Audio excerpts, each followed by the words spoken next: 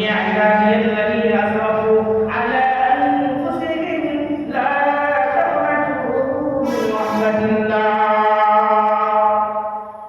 ওয়াহশী যেভাবে নবী আলাইহিস সালাতু ওয়াস সালামের চাচা হামজাকে হত্যা করেছিল, হত্যা করার পর সর্বশেষ নবী আলাইহিস সালাতু ওয়াস সালামের কাছে ওয়াহশী এসে বলল, পয়গম্বর, আমি আমার চাচা হামজাকে আমি হত্যা করেছি, হত্যা করে কলিজাকে আমি চিবিয়ে খেয়েছি। আল্লাহ তাআলা আমার জন্য ক্ষমা আছে কিনা? ওয়াহশীর দিলের ভিতরে একটা আল্লাহর ভয় পয়দা হয়েছে।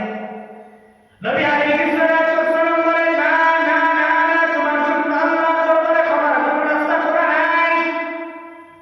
আল্লাহ তাআলা জিবরাইলকে জবাব দিয়ে পাঠিয়ে বলেন, পয়গম্বর, এই আয়াত নাযিল করে দিয়ে বলেন, কুল ইয়া ইবাদিয়াল্লাযীনা আসরাফু, হে আমার বান্দাগণ, ইয়া ইবাদি, আমার বান্দাগণ, আল্লাযীনা আসরাফু আলা আনফুসিহিম, তোমরা যারা নিজেরা নিজেদের নফসের সাথে জুলুম করেছো, অত্যাচার করেছো, অবিচার করেছো, নিজের নফসের সাথে বড় জুলুম করেছো, লা তাকনাতু মিন রাহমাতিল্লাহ, আমি আল্লাহ রহমত থেকে নিরাশ হয়ে যেও না। নবী আলাইহিস সালাতু ওয়াস সালাম এবার ওয়াহশীকে কালিমা পড়ে ইসলাম ধর্ম গ্রহণ করে যাওয়ার পরে বলে, ওয়াহশী, তুমি আমার সঙ্গে বসবে না, আমার সঙ্গে বসবে।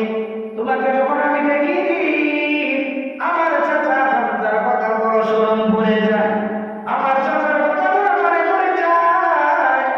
তারপরে আমি আমার নিজেকে আর ধরে রাখতে পারি না, আমি আমার চোখের পানিকেও ধরে রাখতে পারি না। এই ওয়াহশীর মৃত্যুর আগ পর্যন্ত যতদিন নবী আলাইহিস সালাতু ওয়াস সালামের দরবারে হাজির হয়েছে, ততদিন পর্যন্ত নবীর সামনে আর বসে নাই, নবীর পিছনে বসেছে। আমার বুঝানো কথা বলবো, গুনাহ করেছি আমি, অন্যায় করেছি আমি, অপরাধ করেছি, আল্লাহ তাআলার কাছে যে ওয়াহশী ক্ষমা পেয়েছে, বাইতুল মুসাফির রহমাতুল্লাহ আলাইহি যুগে যে টাকা আল্লাহর দরবারে ক্ষমা পেয়েছে, ইতিহাস বলে এই টাকা